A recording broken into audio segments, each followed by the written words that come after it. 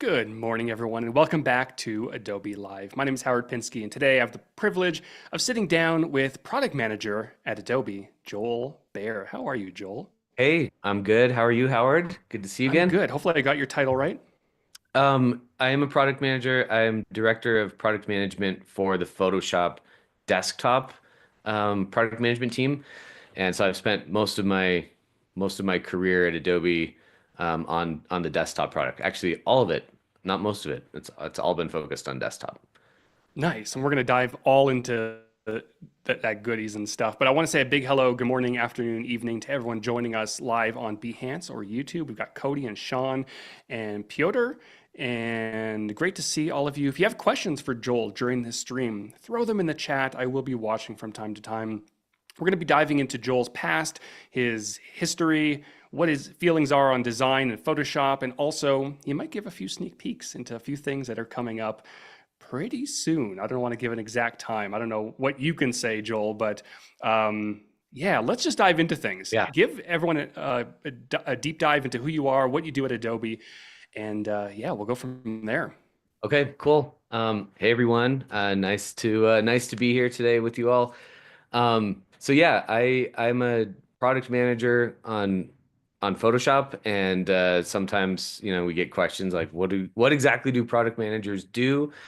And really, we're kind of the liaison between the customers and the development teams, and we manage working with customers, with research, with our design team, sort of prioritize,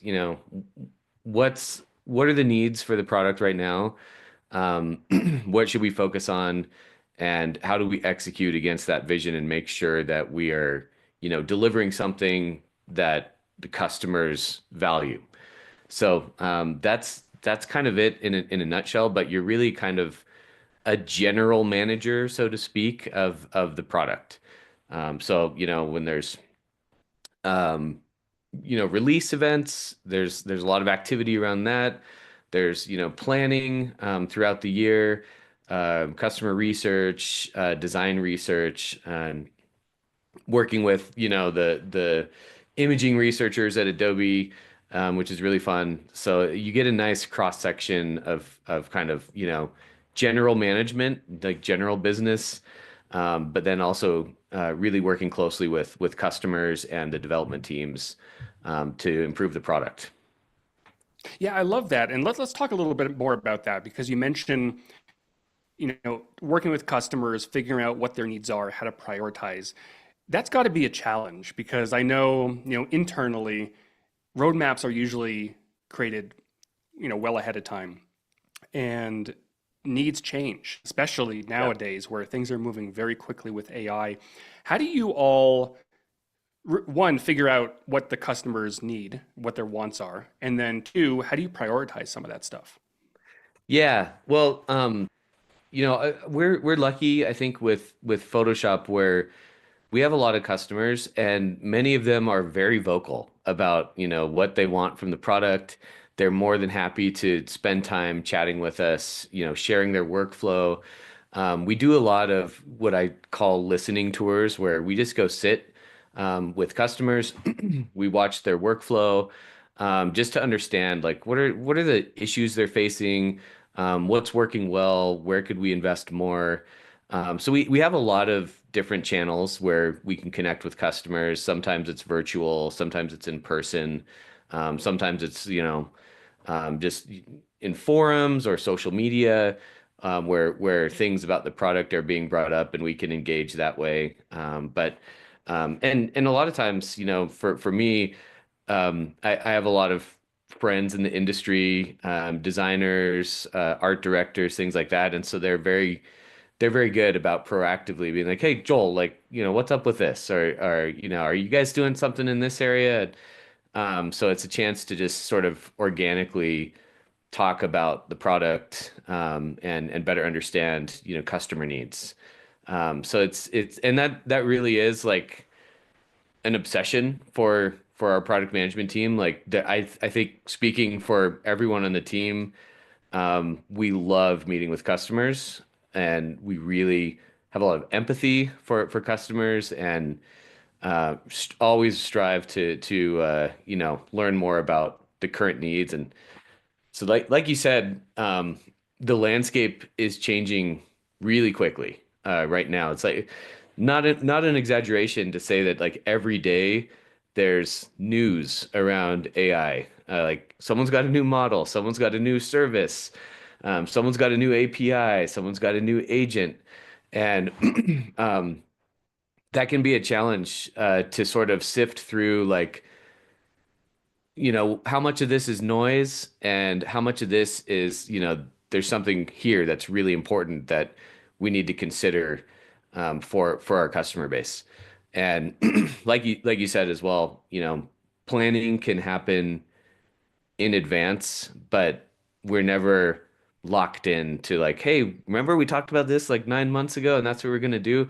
Nowadays, like 9 months ago it's like 5 years ago because the landscape is changing so rapidly. So we're always looking to stay on top of the current news cycle, what's going on both internally with our own research teams and externally, and reevaluating to make sure that we're making the right bets and prioritizing the right things. Yeah, it's absolutely wild how fast things are changing. I remember when, all this recent AI booms first started. I think it was when Midjourney, I think, launched their initial model. And it was like, okay, this is kind of interesting, it's kind of fun. And then things just started blowing up. And every day, it seems. I think it was like 2 weeks ago, the Reve model, I don't know if I'm Yeah. pronouncing correctly. It's from Kristen Cantrell. That was released. And then I Yep. think it was the next day or the day after OpenAI released their new 4.0 image generator. Yes. And all the momentum that Reve had was just like dissipated immediately. And then everyone jumped to OpenAI.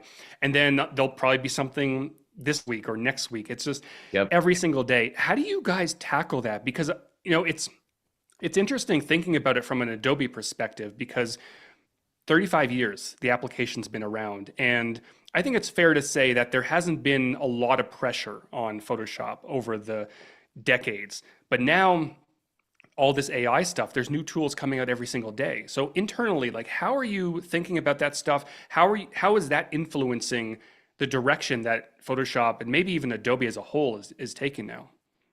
Yeah, it's a good question. I think,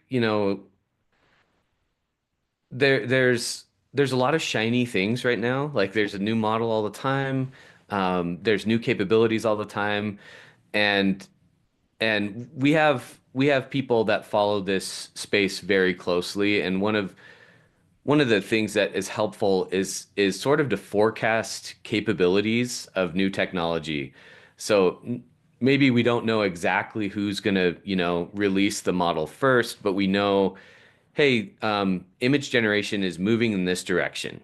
And it started off with, basic like prompting, and then the prompts become more specific, and it's more about like specific, tailored image edits.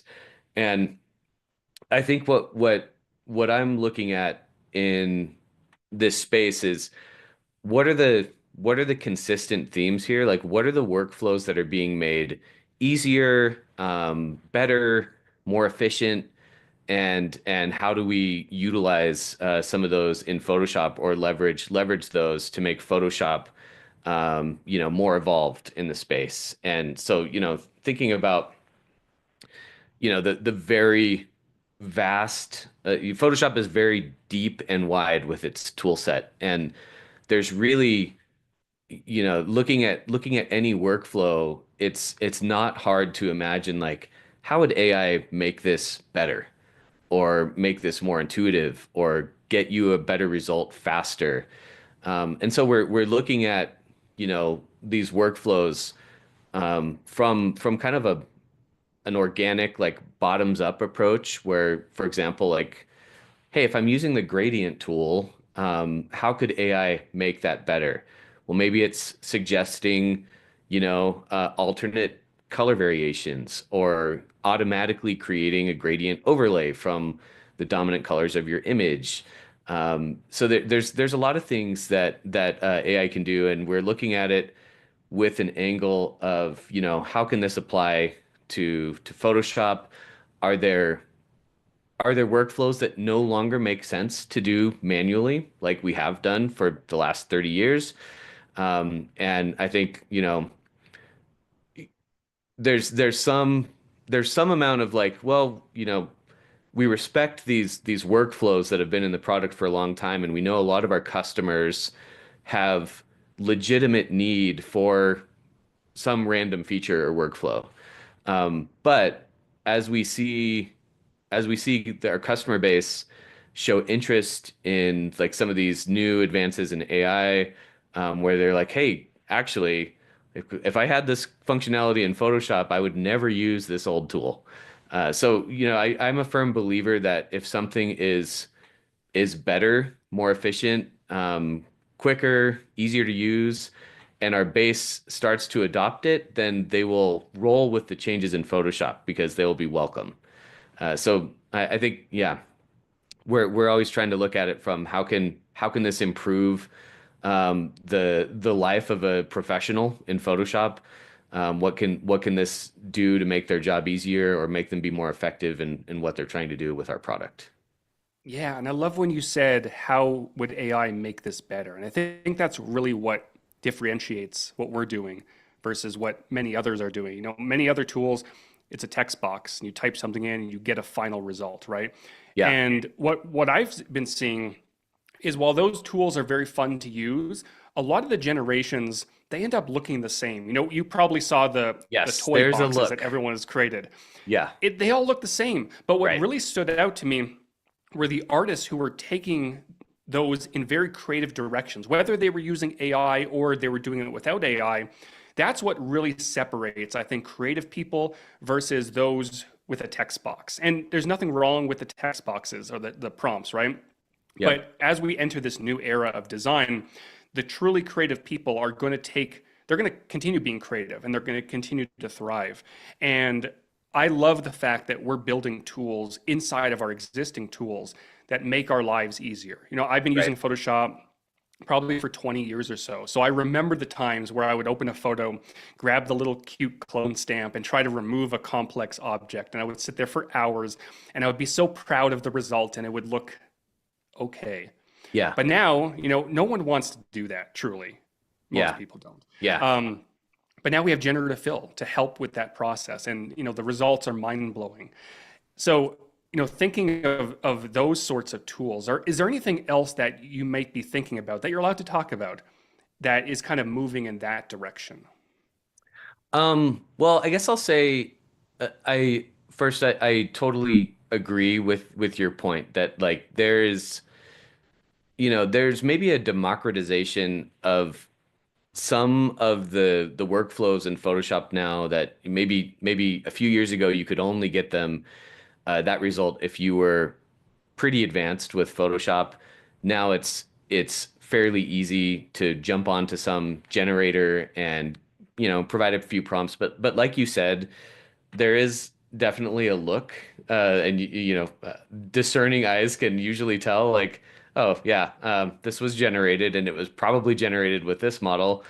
And at a certain point, maybe the like the floor for some of those designs has been elevated a bit, where it's easier for an average, someone who doesn't really know what they're doing in Photoshop or doesn't have professional training to get a pretty good result. But I'm of the opinion that, creatives, those who care about the details and care about the composition deeply, they'll find ways to stand out and to continue to stand out. And we've seen this like in the industry with design trends where like icons for a while were very like 3D, like thinking back to like early iPhone era, it was very like kind of 3D and shadows and gradients and all that stuff. And then it moved to sort of flat design and, you know, that the appeal, the novelty of that wears off and then it evolves into a new direction. So I think the same will happen for, generally, that's just a trend. Like fashion comes and goes, like music genres popularity, like they come and go, and design trends come and go, digital design trends come and go and evolve, and that will still be the case. So I think like just from a perspective of what do our customers need, we focus a lot on what are the things that they really don't like doing? Like there's a lot of parts of like a creative job that kind of suck, and they're not fun. They don't feel creative. Whereas I think most creative professionals would tell you like what I would really like to spend my time doing is spending time at like the strategy level for a campaign, the art direction level, sort of like evolving the brand, the ideas, concepting, things like that. And when it moves into execution, there's a lot of that execution that I think a lot of professionals really enjoy as well. But for something like, hey, I need to create like a super precise path around this object in my scene so I can recomposite it or relight it. Like, there's not a lot of people, I think, that would really miss the process of using the pen tool to create a path of like 300 points around like an object. Like, some would, and we're not going to remove any of that, but those are the types of workflows that we look at that are like, hey, this is really tedious, and super um it's not super satisfying as a creative to spend my time, like doing the minutia, the super tedious work, prepping assets for delivery. That there's a lot of things like that we look at, and like not many would cry if this workflow changed. And we saw that even with Gen Fill, right, where it's like the process of removing something from an image was pretty tricky. Maybe you'd combine like the clone stamp with content aware fill and blending, and it was often tricky to get a good result. And now with Gen Fill, it usually does a very good job getting you that result. So that's we've seen a lot of adoption of Gen Fill specifically for like that retouching workflow, like removing things, because that was a very like tedious process. I having said that, you know, creatives, especially not just people who are professionals and in the industry, but creativity is an important thing for humans to do. Right? Whatever it is, whatever medium it is, writing or painting or digital artwork or music, it's an important thing for humans to do. And there are things that are really fun about using Photoshop and feel expressive. And our approach is to utilize AI for the things that suck. And if there are things we can do with AI that help you get to your result, the vision that's in your head quicker, then that's an area of focus for us. So we're very much of the opinion like we don't want to replace the creative process because it's fun, it's important. Um, you know, Creating something, you're the one who has the vision in your head. We don't want to replace that. So AI, what you're saying is AI is making Photoshop suck less. In a way, it can take aspects of the creative process that are not that enjoyable, and we can minimize that, or even help you do the things that you enjoy doing in Photoshop and get you better results with AI. Yeah, and honestly, that's what excites me the most about not just AI, but also these AI agents that are, starting to emerge. And I know we're talking about it. We've now talked about it publicly. We showed off some sneaks. I was also talking this week with Akshay. You know Akshay. I think you've had some chats with him, and he's very connected with the sports industry. A lot of sports Yeah. designers, and what he's found, and what I found talking with people as well, is there's a lot of tedious processes that go into that sort of designing. But Obviously, we yeah. have libraries, which helps a lot. There are some batch tools inside of Photoshop, which help in some cases, but there are a lot of workflows that go through that is just repetitive over and Yeah. over and over again. And they don't want to do that. They want to get to the fun stuff. They want Yeah. to design some really cool posters, but now they have to design this poster 400 times for all the different players or different teams or whatever it is that they're supporting. So if we can introduce something like an AI agent that cuts down on a lot of that tedious work so that they Yeah. can really focus on the creative stuff, that's what gets me excited. I totally agree. I actually met with some folks from the San Jose Sharks like years ago, Oh and yeah, nice. they showed me there were a couple people in their design group that really their job almost every day was segmenting the hockey player from like an ice backdrop so they could use it on different assets. And there were a couple that explained like without really exaggerating, like our job is to cut out ice from hair. Like get the ice in the background out from hair. And hockey players have great hair, long hair and mullets and stuff. And so that's a tedious process. And there are a handful of uh, of professionals there who that's really what they spent a lot of their time doing was that like really tedious work. So great example of like yeah, maybe that's okay to learn and know how to do it a few times, but I don't want to spend, a couple hours a day refining hockey hair. Yeah, I can't tell you how many times I've spoken to very creative people who are feeling completely burnt out because they're doing repetitive tasks like this. The first few times, great, it's fun, it's a challenge.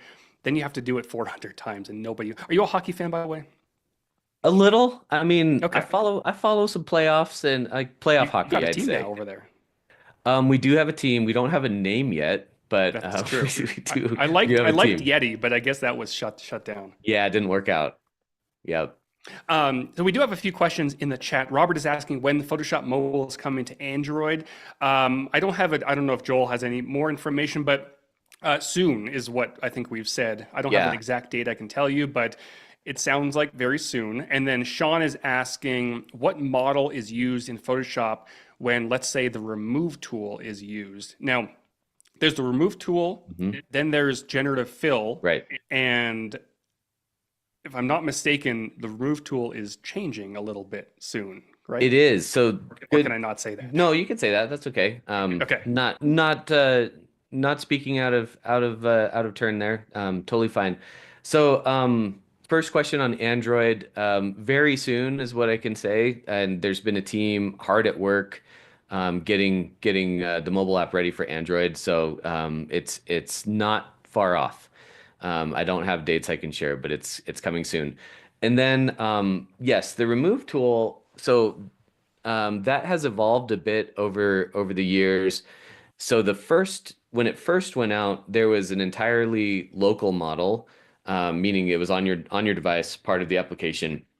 It was an algorithm that was used to determine, it would look at the image, it would take pixels from your image and sort of rework them in a way that made more sense in the context of your scene. So it was an improvement over content aware fill because content aware fill did not have those same smarts. Um, so we did that, and then when Gen Fill was released, we integrated that with the remove tool, and you actually have the option with the remove tool to use. Yeah, actually, I can show it here. Let me just toggle that. Yeah, while you're finding that, the remove tool, if some people don't know, has recently gotten the distractions tool, find people Yeah, and wires and cables, which is really mind blowing if you haven't used that yet. it's really handy.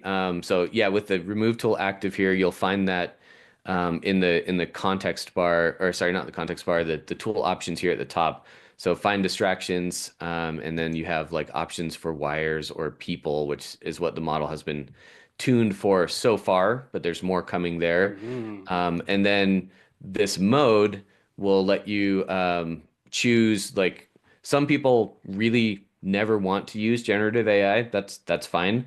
So there's an option there where they can turn generative AI off and it will only use like the local model on device.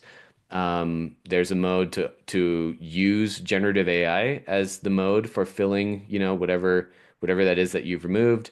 And there's this this mode for auto, which it determines which mode will be either better or more efficient, and it will just do the right thing. So that's what I would recommend, is just leaving it on auto, unless for some reason, don't want to or cannot use Gen AI. But yeah, the remove tool is continuing to evolve though, and um, it calls the Firefly service when it does do a fill using Gen AI.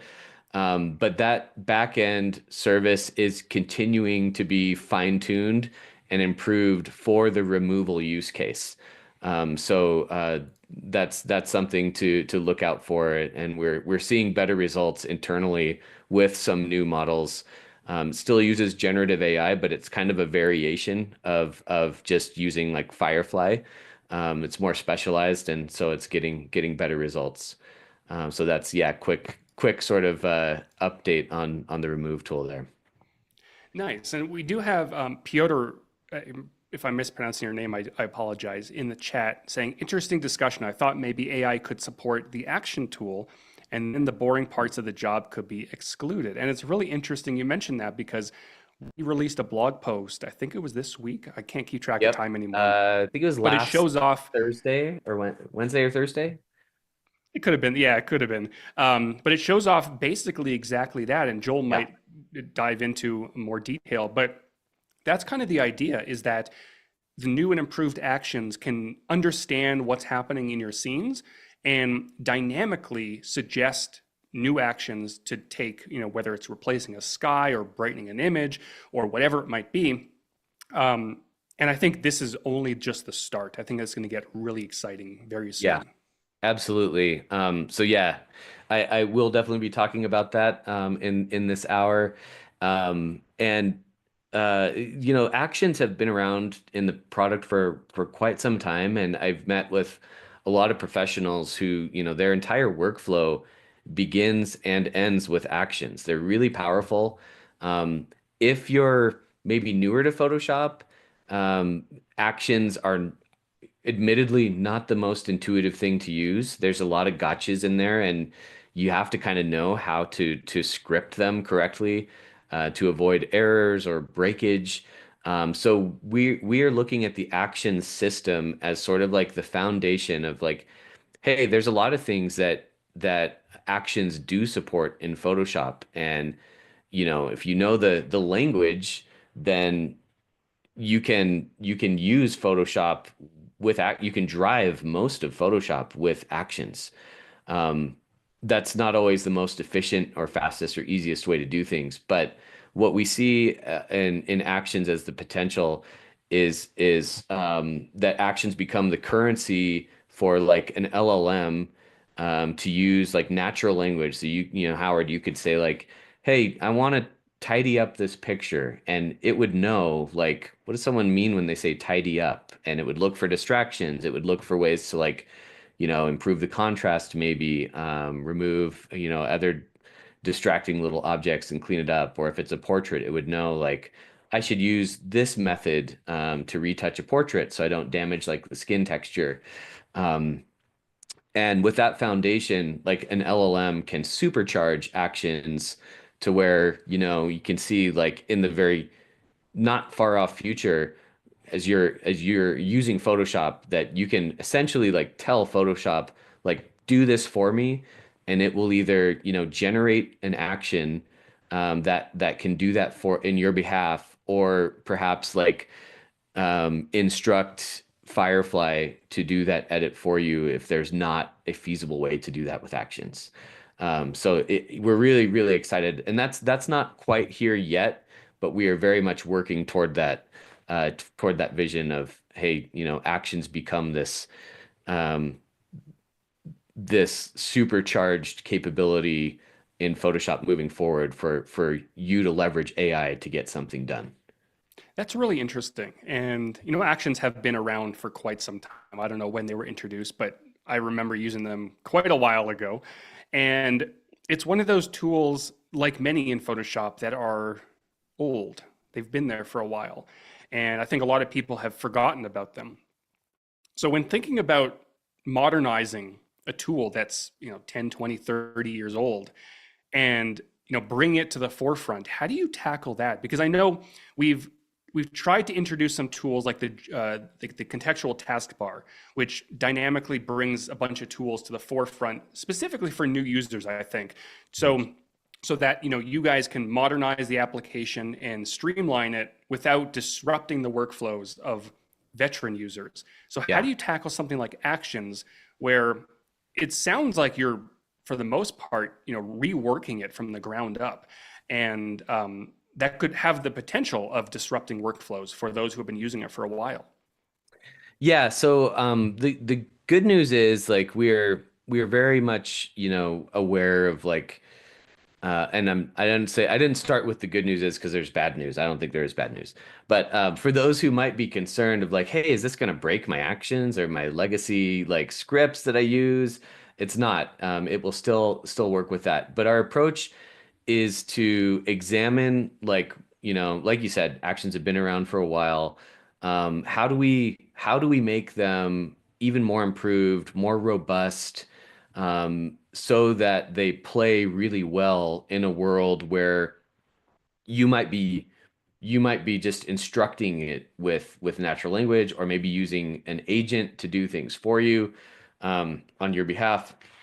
So that's kind of where we are in the process now, is like beefing up actions. It's not a total like burn down and rebuild, but it's more of like surgical, hey, this needs to be better for this workflow, or this new work stream doesn't play very well with actions. We need to improve that and make that, more compatible. So that's kind of where we are in the process. But we also, we don't want to break actions, but we do think that moving forward, like there's going to be so much upside to using, either like LLMs or agents to supercharge what you're trying to do in Photoshop, that we think a lot of people will probably not mind scrapping a lot of their old scripts and actions, and they'll be probably much more efficient and more productive using these new systems that are supercharged by AI. Absolutely. And on the topic of users who've been using Photoshop for quite some time, I'm going to put you on the spot for a second. I saw when you were showing your screen that a pop-up was there showing, the remove tool, I think. Yeah, And I think we can all agree, and we've heard this from the community, that there are a lot of those. There are a yeah, lot of things that are popping up in our face all the time. There's what's new. There's these little tool tips. Some of them have videos on them of some of my colleagues. And for a lot of new users, those are absolutely helpful. But yeah. how are you guys thinking about, users who are going into Photoshop? Maybe they've been using it for 5, 10, 15 years. They're going in with a purpose, and all of a sudden things are popping up in their face. Yeah, it's totally valid question, and something we've heard from our community. And in the past, we've there's a couple similar things that we'd done where I don't know if you remember, like when we launched like the home screen. It used to be that when you'd launch Photoshop, it would go right into the workspace. And then, about maybe it was like 8 or 9 years ago, we added like a home screen. And that was similar, where we had some reactions from the community where like, I don't need a home screen. Like I have my workflow locked in. I know what I'm doing. Like, fair. Like, so we added preferences for that, like ability to turn off the home screen and skip it, ability to silence like the tooltips. So those are preferences that exist. And now as we're getting more capabilities to help serve customers like relevant workflow tips, or feature discovery, um, there are some people who don't need that, and we totally recognize that. Like if you're in Photoshop, hours a day or week, and you know what you're doing, like you're not the target for those sorts of things. Um, it's really for, like you said, like either less experienced new users, maybe experienced users who aren't always aware of the changes in Photoshop, and so that's the intent behind these sort of messages in the app is to serve up, like, where relevant. Hey, you might want to know about this because we hear from a lot of users like, I can't keep up with all the improvements in the app. I want a better way to learn about that. So that's our attempt, or one way that we serve up those new offerings is like, hey, if you're using the crop tool, for example, you might want to know that now with AI, crop doesn't just shrink an image. Like, you can actually expand an image and do a generative expand. So I think, we need to be careful about not bothering the people who, don't need these messages. And so actually a few months ago, we added into the product, very, very quietly, a preference, and I'll show where that is. So it's in settings, tech previews, and this option here for enable focus mode. That's what this is for. So if you're someone who does not benefit in any way from, in-app messaging, like either it's onboarding for new features or workflows, or a notice of something that might be new or improved, or even those tooltips like you mentioned, Howard. When you enable this focus mode, you'll skip the welcome screen. You'll skip the what's new that happens after you update the product. This share button that is blue will turn gray. So the color mode is changed to what we call neutral color mode. Um, any in-product alerts are suppressed, and the tooltips will be suppressed as well. And this is not this is actually going to move from tech previews to its own section in the settings. I think it's going to be called notifications, and that will be available next week. So keep an eye out for that. So if you're someone who just wants to, like, heads down, I know what I'm doing, I'm good, then look for that focus mode in a notifications section of settings, and we won't bother you. I was joking with Steven not too long ago that once focus mode has been moved to the general section, we need to put up some pop-ups and disruptive things to let people know that focus mode is available. But it's nice that you're listening to the community, because I think a lot of times from the outside, people assume that a large company like Adobe doesn't listen. And the fact is, our team is the purpose of our team, the evangelism and engagement team, is to literally listen and then, sync with you guys to figure out a plans of action. But unfortunately, larger companies, they don't move very fast. And I know you guys in some cases do move fast, but the reality is things take time. There's roadmaps, there's prioritization, all sorts of things. But I think this is proof that you guys are listening and you're taking action. And I think, talking with Steven, talking with the rest of the team, I think there's more to this focus mode that could come in the future. But it's nice that this is the thing. But anyways, I want to dive. We have about 20 minutes left, maybe Yeah. 15 minutes left. I want to dive into some goodies because we have Yeah. some stuff coming up. And what's really interesting about some of the stuff that's coming up, it's not all AI. There's some AI involved with it, but it's not, people assume that everything from here on out is going to be AI. There might be bits and pieces of it, but there's a lot of really good stuff coming up. Yeah, yeah, let's do it. So yeah, there will be more to come on focus mode.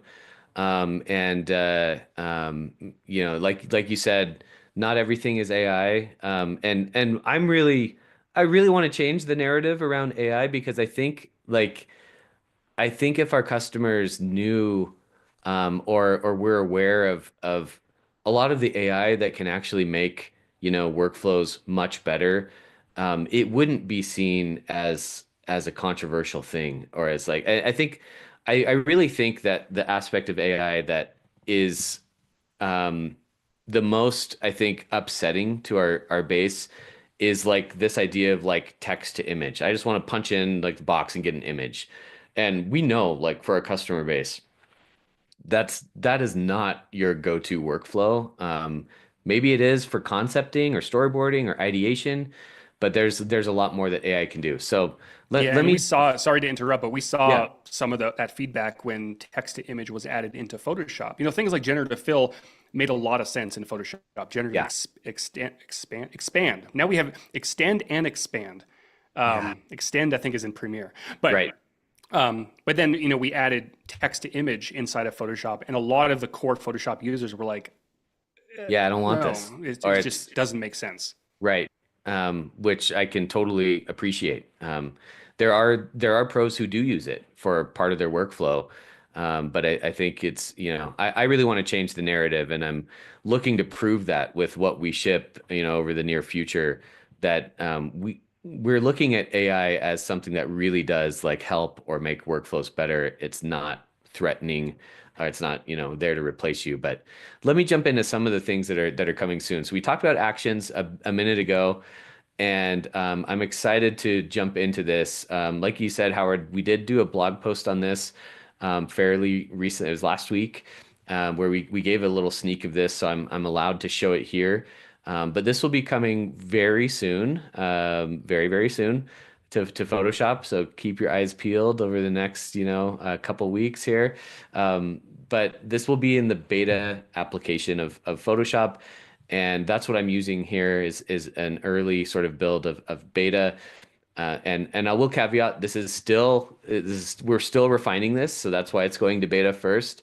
But very excited at the improvements so far. So I'm with this image, I have tons of these types of images on my phone where like I might want to share it with someone, but it needs a bit of cleanup and it's a bit dull, and I want to touch this up a bit. So this new actions experience, there's a couple ways to find it. So in the context bar, there's a little a little icon here, a little sparkly pointer that will open up actions, and that's also found in the frame here, actions. And this is a few things that I want to call out. So actions now can analyze your image. It happens very, very quickly. So as you open an image, it happens for most images like within like, half a second or less. And it's going to look at the qualities of your image. It's going to look for the color balance, the dominant colors, are there distractions? Does it have a sky? Is it a landscape? Is it a portrait? And based on the attributes of your image, you will find some suggested actions when you open up actions. And is this And on an entire image basis, or is it also broken down by layer? so it looks at your entire canvas. And I will caveat like this initial phase of actions, this revamp works best when you're starting with like a flat document, but it does work Got it. well on layered images too. There's just a few gotchas that you need to be aware of, which I'll show here in a second. So as you open up an image, you get these suggested actions, and you'll notice that there's like a little eyeball preview here. So as I hover over these actions, I get a real-time preview of what this is going to do to my image. Now, that alone is a massive step in the right direction for actions, but there's more. And so, I can kind of use this to sort of browse and see like do I want a vintage instant look? What's that going to look like? And if you pay attention to your layers panel, you can see kind of what's going on. So in this case, it's added an adjustment preset for a blue mood, which kind of gives us a whole new look. And with these suggestions, you can hover here and get new ones if you're like, hey, I want to see something else. So it's got edits, it's got functional actions, and I should explain more upfront that for years and years we had I think 13 default actions that shipped with Photoshop. Now the number is over 1,000. So there's a lot more actions that you can look at and browse, like a catalog to see where you want to take it. Some of the actions are not previewable with a hover, and that's because there's some additional process that has to happen. Most of them do not use AI at all. The vast majority don't. Some of them do, like this colorful lights overlay. we'll actually add like a generated layer on top of here and give it a more creative effect. But most of these are just previewable by hovering. So it's like a really, quick, easy way to kind of get some ideas for what you might want to do. I'm going to cycle this through a couple more times. And what I might want to do, and so there's these suggestions that are based on your image, and then down below, there's just sort of like these go-to actions that are often used. So like auto adjusting the levels, boosting the vibrance. So I'm going to select that one, and you can see in my layer stack that it's given me a new vibrance adjustment layer. And now I may want to add something like a vignette. So I'm going to punch that in. And that's the second major capability here is that it supports natural language search. So if you're a pro and you know all the terms and what things are called in Photoshop, you can use the proper terms. If not, you can use natural language and you'll get relevant results here. So if I say, And I'm so for happy example, it autofills as you're typing because it would take me right. 46 times to type vignette properly. Yeah. So like if I say like make it pop, that doesn't as a creative, you probably hate hearing that, but make it pop will actually provide relevant results in this case. So increasing the exposure, increasing saturation, and then you can see what that's going to do to your image. But in this case, I'm going to go back to vignette and I'm going to add a mild black vignette here. And so I've done that. And so you can see kind of the before and after. And then, like you said, Howard, you mentioned finding distractions. So I'm going to put in distraction. And let's see, getting results. Okay, find background people. I'm going to use that. And here it is going to analyze the scene and it's activated. Let me move my panel here for a second. So you can see it's actually highlighted. Like I found a guy over here, some people in the ocean. It's activated my remove tool. So I'm gonna, get that one over there and accept that. And so it's a really quick way to like clean up a scene. So that search, like I said, you can use natural language, and that's where you can find, these many hundreds and hundreds of actions that you may want to apply to your image. This This is is, so helpful. And I think a lot of people aren't really realizing how helpful this is because, we talked about how deep Photoshop is earlier, and many of us know exactly where things are. Although even sometimes now I get lost in the application that I've been using it for 25 years or 20 yeah, years. But think of a new user, someone who's just coming into Photoshop. It's like if I were to go into the cockpit of an airplane and see all those buttons, I'd be like, I don't know what the heck is going, then I'd just leave, right?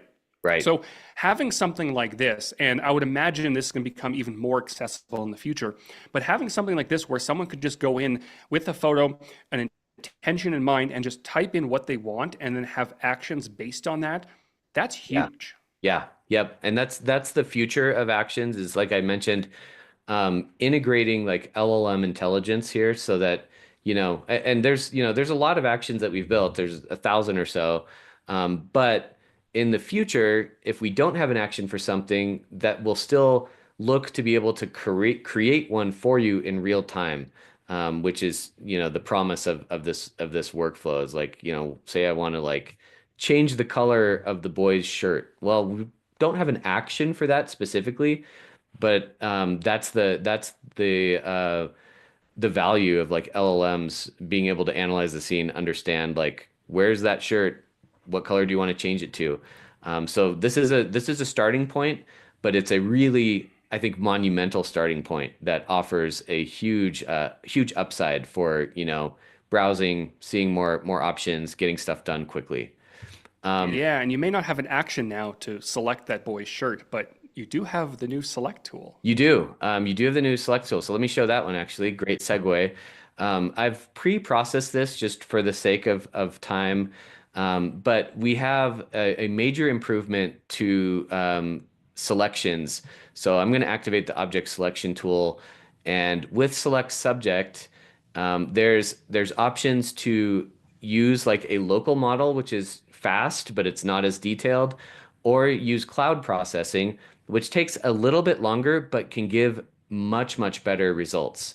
So here's the masks that I've done already. So let me show with this chain link fence, like that would be really hard to select if you're like, I want to replace, the background image or swap something else in there. Here with the mask, that is the result that you get, with the local processing. So it does some of it well, but definitely not the whole thing. And with cloud processing, you get a much more detailed mask. So there's the comparison, with cloud processing versus local. It's night and day. It's so much better. So it gives you better edges, better details. Here's another example with a motorcycle, and this kind of has a tricky background because it's textured and it's got the bricks. And again, I'll show here is the local model. So it's like, oh, those edges aren't great. It might be an okay starting point, but it's definitely not. There's a lot more work you'd need to do. And with cloud, oh, did I delete it? I may have deleted it accidentally. This is one of those trust me moments. But Trust me. I actually posted a few examples to a bunch of social platforms, and you're absolutely right. The difference is night and day. It selects like in between the little spokes. It selects the little air thing that you put air into. I don't know. Me and Yeah, bikes are, we don't get the along, but valve. the valve, that's the thing. This is why I'm a designer. But it's amazing the difference between local and cloud in this upcoming update. Yeah. Let me show one more example of improvements to selections. So also with this object selection tool active, there's this new option here to select people. And so this looks at my scene. I can select, in this case, I want to give this more of like a monochromatic look. So I'm going to select everybody. And then you're seeing these labels are generated for what are they finding in the scene that you can select. And so there our hover to select now provides a lot more details. So you can just hover over the scene and get a lot more fine details, or you can use these labels. And so in this case, I'm going to say I want to select all of their genes, and I'm going to add a new layer here, and it's going to fill. I'm going to add black, and then I'm going to change the blend mode, and there just in a second, like you can That's get incredible. an edit to like the entirety of the scene, which is amazing. Huge time saver. So this capability is new. It's been in beta, so you can try that, but it will be coming to our general public release very soon. So check that out if you haven't. And then in the last couple minutes, I'll just show.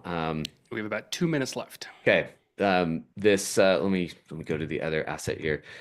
This adjust colors workflow is really cool. So let me switch my move tool here. So you'll see this in the context bar, and I'm getting a pop-up like you talked about, Howard. So if you don't want those pop-ups, focus mode is for you.